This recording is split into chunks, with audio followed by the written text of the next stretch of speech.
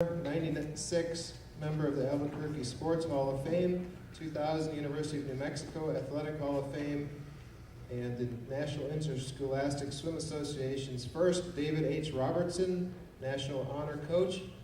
It's my pleasure to introduce Mr. Dave Barney. I'm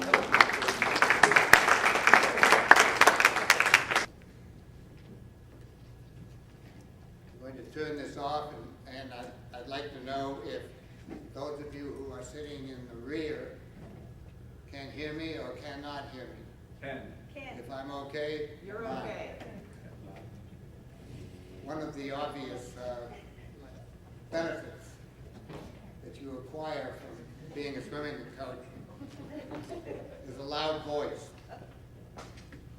Indeed, I remember years ago when I was teaching, and I've been teaching mostly seniors and juniors at the high school level, and all of a sudden was thrust into a substitute role as a 6th grade teacher. And I began to wax oratorical in front of these little 6th grade girls and boys, and I noticed that it wasn't very long before they were covering up their ears like this, indicating that I ought to lower my voice somewhat. Are we all right, status, at this level? I'll do my best to coordinate the modest as it is PowerPoint with what I have to say about the old brave new world of Swimsuits. And as you know, as you can see here, there was a subtitle so fast, even Phelps didn't know the water was there, and neither did Huxley, for that matter. Many years ago, there came a moment in my less than sophisticated literary life when I was able to free myself from the shackles of scholarly ignorance, however briefly I might add, and embrace the sociological curiosities of Aldous Huxley's quintessential dystopian novel, Brave New World. That ancient moment aside, the recent phenomenon of high-tech fabric racing swimsuits and their radical effect on swimming performance is reminiscent of some of the disturbing characteristics inherent in the horror of the optimum engineering motifs of Huxley's satirical fiction. Don't let that frighten you, by the way. I'll get into something more explainable in a moment. Beyond providing me with a title, which I should say comes to me third hand, since Huxley himself lifted it from Shakespeare's The Tempest. Huxley's scientific prophecies, it appears to me, provides us with a metaphor for what swimming performance might have evolved to had the swimsuit manufacturers been given continued laboratory, and I'm using the English pronunciation in honor of Mr. Huxley, laboratory license to tinker further with fabrics enhancing the human body's capacity to perform, in this particular case, in the arena of artificial returns. But of course, as we all know now, thankfully, that license was revoked by Swimming's international governing body, FINA, almost 3 years ago. FINA's fiat would bring to a close a decade of high-tech suit design and subsequent use and abuse, if you will. The most visible abuse reflected what many coaches suspected to be an artificial level of performance, leading to an almost complete decimation of records wherever records resided in the realm of competitive swimming. Simply stated, when the suits were worn, records went tumbling down all over the planet. Most visible, of course, were all the world and Olympic records that lay awash and floundering in the wake of all those supersuit enhanced swims. For those of us old enough to remember something about the evolution of swimsuit fabrics, we seemed initially only amused by the effect which the new bodysuits appeared to have on swimming performance. After all, we had been there before, we thought, coaching through a 20th century metamorphosis of materials from cotton to silk to wool nylon, to lycra, polyester, and even to paper suits, each of which played a role in ushering us toward the dawn of the so-called high-tech bodysuit era, which incidentally coincided with the early light of the 21st century. Oh, that's a precious. Whoops. You know better than I am. It's a matter of having it right side up. But long before that new light in time, 21st century, I remember my own personal introduction of sorts to the look, at least, of what we call today bodysuits. That intro had absolutely nothing to do with swimming and swimming bodies.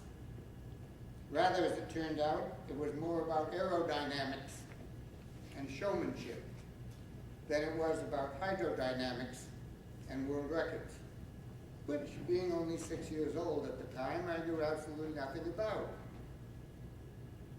Nor, for that matter, the difference between bodysuits and birthday suits. But that ignorance has been eradicated by the bliss of memory, because I can recall with a fair degree of clarity the occasion of our 6th birthday in the winter of 1938. Are you waving at me, Stathis, or is that? No. Oh, okay. When my father took my twin brother and me to the old Boston Garden for a matinee performance of Barnum and Bailey's Ringling Brothers Circus, featuring at that time a human cannonball shot out of a huge howitzer. The cannonball was billed as the Great Sakini, not to be confused with the squash, of course. Let me see if I can. There we go. Even now, almost 75 years after the fact, I can distinctly remember the aura of expectation that gripped us as we sat in the cavernous confines of the garden, embedded in air smelling of peanuts and cotton candy. Even at a distance, the cannon appeared enormous. In the magnification of childhood memory, its barrel seemed at least as long as Great Bertha's, Germany's wonder weapon in World War I. Considerable fanfare accompanied the Great Sakini's appearance and subsequent immersion into the barrel of the cannon, when the great one exploded in an artificial puff of smoke from the mouth of the howitzer and arced like a blue comet across the dark heavens of the garden. We sat transfixed on the edge of our seats, high-eyed beneath the spectacle of it all. Even the cannonball's termination of flight was spectacular. A plummeting freefall from the rafters of the garden, followed by a high-speed landing that swallowed the Great Sakini like a fly caught in the throat of a huge net. A mesh that swallowed his impact in one mighty gulp and then regurgitated him in a series of somersaults toward the edge of the net. When the human cannonball finally reached the safety of Sardis, accompanied by all the pomp that a brassy circus band and a ringmaster's hyperbole could provide, and presented himself at the center ring to acknowledge our awe and adoration, we saw that he was encased in a skin-tight blue bodysuit with a flaming red hood. He looked like a blue bullet standing and bowing there in the spot of that circle of light. And that was the first I knew about bodysuits. Flash forward 62 years from 1938 to 2000, when the prologue to the whole phenomenon of high-tech suit use began down under in Sydney, Australia at the games of the 27th Olympiad, where the suggestion or prototype of the supersuits of today, perhaps I should say yesterday, now that the suits have been banned, made their debut after being declared legal by FINA in October of 1999. They were called Fastskins then, and the first ones were designed and manufactured by Speedo. The Fastskins were full-length bodysuits, which featured skin coverage from wrist to neck to ankle encasement. Fast skins were constructed of a knitted biometric fabric designed to emulate the hydrodynamic character of shark skin. Indeed, the genesis of Speedo's advertising thrust back then encouraged swimmers to, quote, buy a fast skin and swim like a fish, end quote, and then later proclaimed, quote, the water won't even know you're there, end quote. As it turned out, Speedo's pitch was certainly more than merely tongue-in-cheek. Indeed, many swimmers, and especially world-class swimmers, recognized immediately a diminishment in the degree of difficulty encountered when moving through water. As coaches and competitive swimmers know all too well, an aquatic environment is anything but accommodating to a swimmer's progress through the various negative properties of water, and especially turbulent water. The first of those negative properties is, of course, the density of water itself. The second is turbulence, induced by both a swimmer's mere presence as well as his or her subsequent movement in water. And the third is water's reluctance to support high body buoyancy, thus an explanation of the three factors that swimsuit manufacturers were working to overcome. The original Fastskin 1 suits worn at Sydney in 2000, and then the Fastskin 2s worn 4 years later in Athens, addressed mostly the challenge of reducing drag, period. Perhaps if the fabric laboratorians had limited their experiments to reducing drag only, they might have avoided what ultimately became a firestorm of controversy concerning artificially induced performance.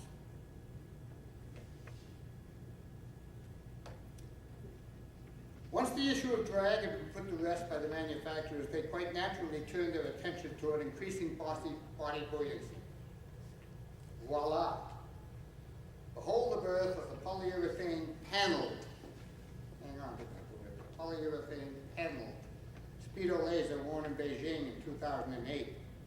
And then subsequently the totally rubberized polyurethane suit worn a year later at the 2009 World Championships in Rome. By degree, these suits not only reduced friction drag to practically zero, but significantly increased a swimmer's body buoyancy as well. The end result of all this, in a nutshell, was that the suits appeared to make mediocre swimmers good swimmers. Good swimmers became really good swimmers. And great swimmers, well, they spent most of their time looking in the rearview mirror at all those world records they had just broken. So, the chemistry of cloth, then, as well as the applied physics of fashion, each inherent in the design and manufacture of the supersuits, ultimately produced a product which not only streamlined swimmers in much the same way that evolution has streamlined fish, but which complemented their physiology as well. Indeed, by the time the Huxley hydrodynamicists had finished their laboratory quest to maximize performance by minimizing factors that collectively inhibit speed, they had created an extreme supersuit, which not only reduced drag, but further enhanced potential for speed by compressing muscular efficiency, thereby reducing muscle oscillation, which in turn diminished fatigue potential. And of course, the rubberized suits also radically elevated a swimmer's buoyancy in the water. The sum sample of this domino effect ultimately produced a racing suit that, in the eyes of some at least, aroused suspicions relative to artificially enhanced performance. And that's where the rub of efficacy rests. Indeed, steroids on hangers became a snide, common, metaphorical compound noun of choice in the lexicon of many swimmers and coaches and, of course, journalists. The beginning of the end of the extreme supersuit era occurred in China, 2008, when and where the world watched the polyurethane panel Speedo laser-clad Michael Phelps capture the planet in the palm of his hand at the water cube in Beijing. It was riveting theater. So riveting, in fact, that even though the suits were playing an important supporting role in the drama, they somehow took a side seat, somewhere in sight, but out of mind. And whereas the controversial use of the fast-skin suits at Sydney in 2000 and then later at the 2004 Games in Athens alarmed many coaches, their concerns at that time were sublimated somewhat by the more binding controversy of drug usage by swimmers, as well as other athletes competing across the broad spectrum of Olympic events. And 4 years later in Beijing, despite an avalanche of records, one could honestly say that the escalating controversy concerning the, by then, almost universal use of the high-tech suits became once again subordinate in the psyche of the swimming world, this time swept aside by the hysteria of human performance, artificial or otherwise. Most of us remember that hysteria as the Phelps phenomenon. In the echo of all that hullabaloo, it was little wonder then that the continuing controversy of what to do about the suits would simmer on FINA's back burner for yet another year. Regarding the Phelps phenomenon, were any of you in Beijing in 2008? Anyone in the room? Except you, I know. Well, I was there too, you know. Regarding the Phelps phenomenon, really one had to be there to truly realize how totally absorbed people of all nations were with Michael Phelps and his quest to win 8 gold medals and set 8 world records. The hype was absolutely extraordinary. Even early in the competition, it became graphically clear that Michael Phelps did not merely belong to Americans. He belonged to the planet. And all of us earthlings celebrated his triumphs. Even those tiring and redundant chants of USA, USA became meaningless and muffled. And then, lost altogether in the thunderous acclaim accorded Phelps in each of his astounding feats. And that phenomenon, by the way, was not limited to the cube only. Giant flat-screen TVs located seemingly everywhere in Beijing, as well as in living rooms around the world, I might add, became gigantic magnets that not only drew the attention but held the fascination of the global population in a common magnetized embrace. And whereas Usain Bolt may have had his day in the limelight later at the Bird's Nest, Phelps invoked his magnetism early on across the street, the water cube, and held both the world and the games in his fist long after the Olympic flame had become not only extinguished, but redundant. But somewhere in the echo of all the Beijing Olympic swimming, there remained the issue of the suits. Clearly, the genie was out of the bottle, so to speak. Technology had crossed the line of efficacy. The words enhancement and performance became almost synonymous. Each was uttered in the same breath. As the reality of an astronomical 19 new world records and 8 new Olympic records began to set in, highlighted as they were by the Phelps phenomenon, many coaches of curious mind and a degree of foresight reasoned quite correctly, as it turned out, that if the super suits of the Beijing Olympics could alter performance as much as they appeared to do in 2008, then to what degree might the ultra super suits of tomorrow and then the day after that affect performance? It did not take long for those anxieties to be addressed. The first of those tomorrows, if you will, took place at Texas A&M in College Station, Texas in March of 2009 at the NCAA Division I Men's National Championship meet. We were there, Bob, right? Bob Dunkel, I knew. Unlike the rest of the world, American college swimming is conducted almost exclusively in 25-yard short course pools. a distance less than half the length of a long course 50-meter Olympic venue. Many of those coaches have marveled over time, many of us coaches have marveled over time at the ever-accelerating back and forth pace of swimming performance, including, of course, the recent Beijing and even more recent than that, Rome World Championship. Record swims attained by swimmers encased in high-tech suits. But when you place these same caliber world-class swimmers in a short course environment, speed becomes heightened. Pace is magnified in the abbreviated space between dive, underwater streamlining, then turn and finish. During the pre-supersuit era of NCAA swimming especially, many of us probably felt like displaced faces in a spectator gallery watching a tennis match. Our heads turning from side to side in that predictable and somewhat casual metronomic rhythm of a tennis gallery. Well, that analogy was no longer pertinent at those college championships in Texas. Held, by the way, only 8 months post-Beijing. In College Station, we were introduced to the very latest, and the last, as it turned out, laboratory development in the decade-long metamorphosis of the supersuit era. That development launched us into an all-new experience in spectatorship as well.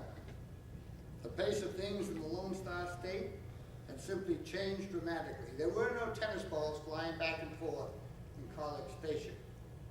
Only ping pong balls, it seemed.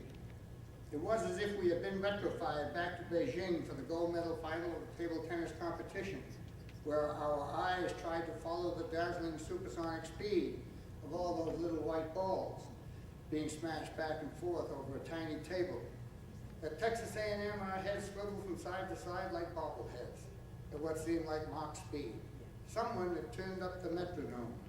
Could the culprits have been Speedo, Tier, Jacob, Blue 70, Arena, and Nike?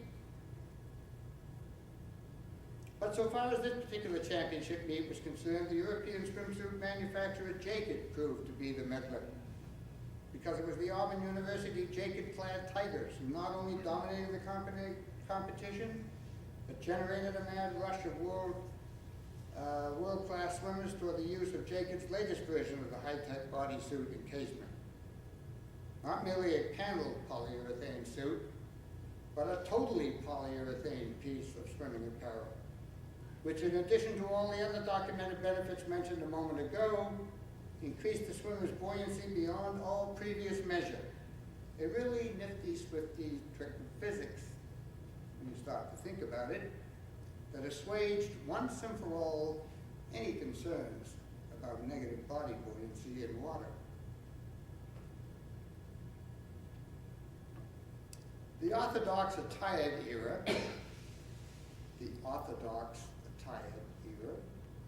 mainly the brief, of Olympic swimming ended in Atlanta at the 1996 Olympics, where only one world record and a mere 3 Olympic records were established. 4 years later, at the onset of the high-tech suit era, in Sydney, men and women swimmers clad mostly in faskins, faskin ones, generated 10 world records and 11 Olympic marks, none of which, by the way, had anything to do with a 15-year-old ignoramus named Michael Phelps, whose best showing was a distant fifth in the 200-meter butterfly. But Phelps aside, that astonishing rewriting of the records became a precursor to what would eventually evolve to be an almost complete ruin of records wherever records existed over the next 10 years, and especially so during the last 2 years of the decade. The end of the road for Olympic supersuit swimming, as I have previously noted, occurred in Beijing in 2008. Where the polyurethane paneled suits, like Speedo's Laser, for instance, cranked out 19 world and 8 Olympic records. 1 year later, at the 2009 World Championships in Rome, Jacob's notion of a totally polyurethane suit bore the logo of some of the leading suit manufacturers in the world. These totally rubberized encasements yielded an astonishing 43 new world records in a singular championship competition consisting of 46 events, men and women. That mind-boggling result would provide the final punctuation mark to a decade-long era of suspect swimming performance. The omnipresence of the Supersuits and their obvious influence on the astounding record-breaking performances at Beijing, followed in short order by a steady stream of new swimming records around the world in the first half of 2009, led to an American-influenced coaching initiative presented almost as an ultimatum to FINA's technical committee at the end of March 2009.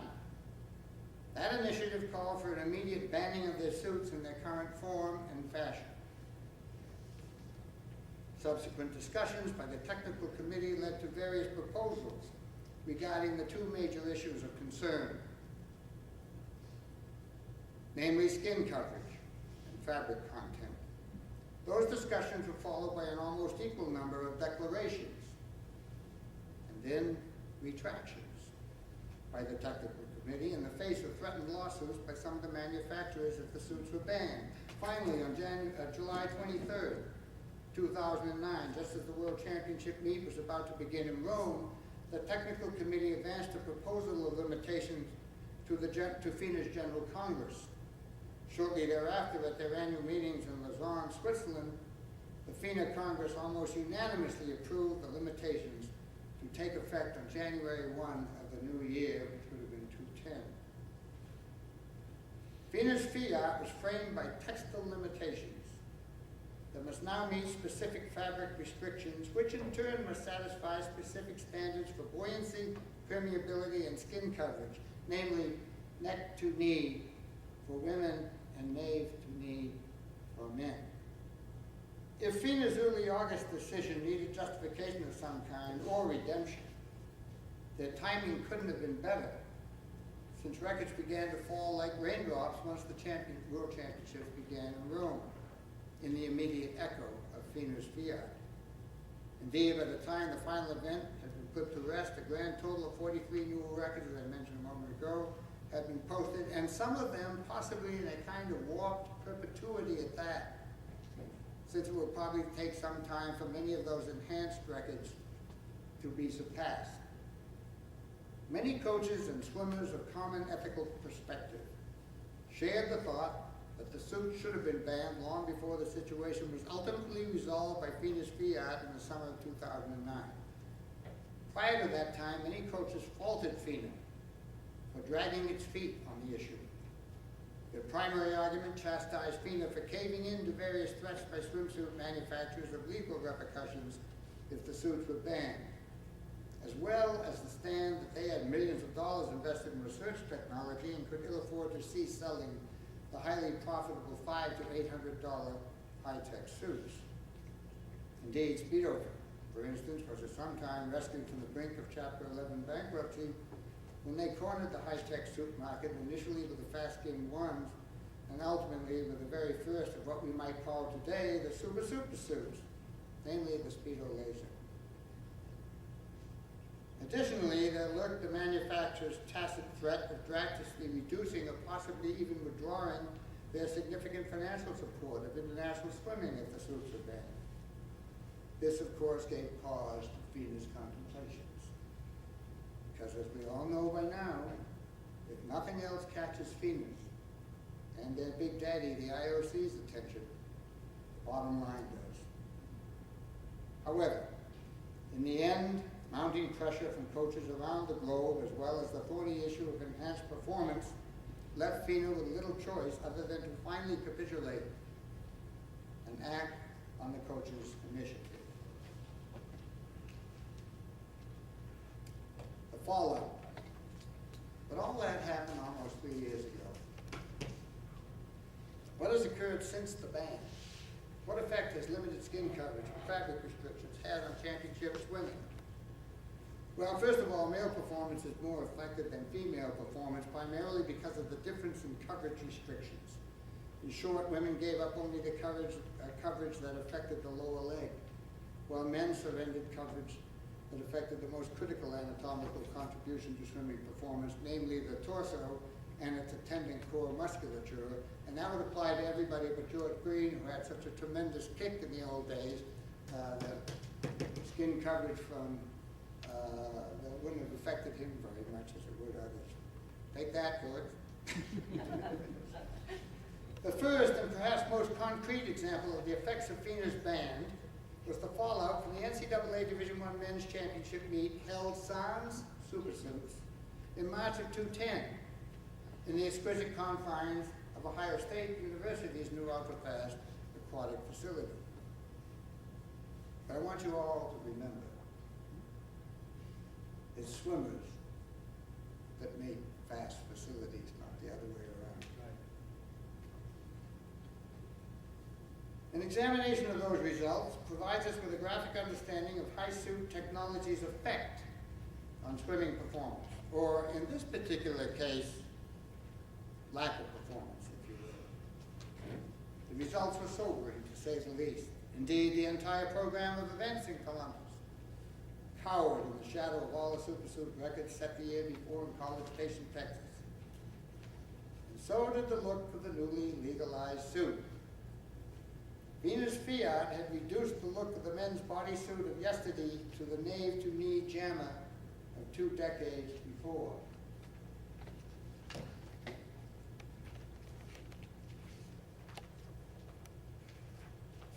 This new hyphen old look yielded nada, nil, zilch, zippo, zero. And for the first time in over half a century, not a single NCAA record swim over a program of 18 events.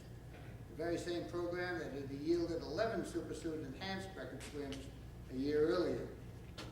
And some of them by unknowns at that, I might add.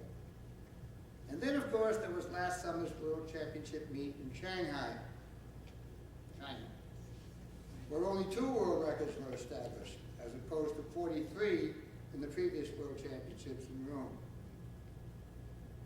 From the Shanghai sans supersuit scenario came not only a paucity of world records, but an interesting twist to the language of reaction as well. The terms fastest textile swim ever and world record textile swim were frequently used to suggest a back-to-legitimacy performance.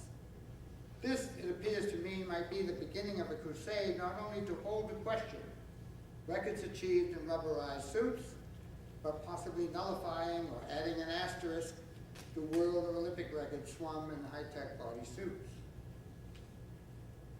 Collectively, the comparative results of this championship meet data provides us with a graphic sense of the effect that the supersuit window of opportunity imposed on swimming in general and championship swimming in particular. Tout ça change, tout c'est la même chose, as the French would say. But it's the English translation we should focus on, since the London Olympics are looming on the horizon. And like all the other commercial opportunities associated with the Olympic Games, we wonder what the swimsuit folks have cooked up for London. They always do, you know. Cook up something hot for the planet's most visible sporting festival. Something, for instance, hot enough to bask in the sun of all that multi-billion-dollar exposure that the Games generate in general, and for the sport of swimming in particular. Well, the word is out. Expect many swimmers to be clad in Speedo's latest high-tech racing creation. A super-duper futuristic triad of products, suit, cap, and goggles, all marketed under the advertising signature of, you might have guessed it, the Fastskin 3. An echoic suggestion, hyped with all the hullabaloo that Speedo's hucksters can drum up for a completely coordinated racing ensemble, guaranteed to allow water to flow unobstructed past the swimmer's body from the tips of the fingers to the tips of the toes. Does this claim remind you of a Speedo slogan used more than a decade ago, something about water not knowing the body is there? Well, no matter. The It's enough, I guess, that Michael Phelps, Ryan Lockey, and Natalie Cognan and Company can convey Speedo's idea of an athlete stepping into a telephone booth to emerge seconds later looking like some kind of super action hero, ready to break all sorts of Olympic records. Indeed, it would seem the more things change, the more things remain the same. Well, finally, a hypothetical thought. What do you chew on? Albeit a disturbing one, if the supersuits, and especially the extreme totally polyurethane bodysuits of 2009, had not been banned by FINA initially, and then by various national and international constituencies around the world. And if the experimentation, manufacture, and subsequent use of the supersuits have been allowed to continue unrestricted, what then? How long would it have been before someone would have ultimately turned or returned, as the case might be, to the remaining part of the equation to accelerate performance, namely to the swimmer? Dismissing, at least for the moment, the East German and then China's scandalous attempts of yesteryear, the answer to that question might be not very long at all, since the advent of another Olympic festival is already drawing the world's attention toward London.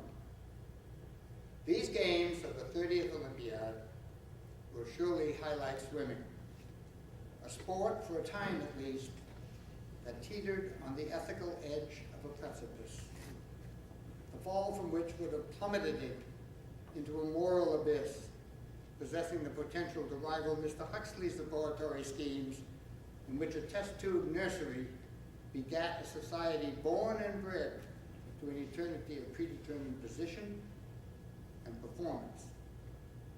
What then, indeed? Thank you very much.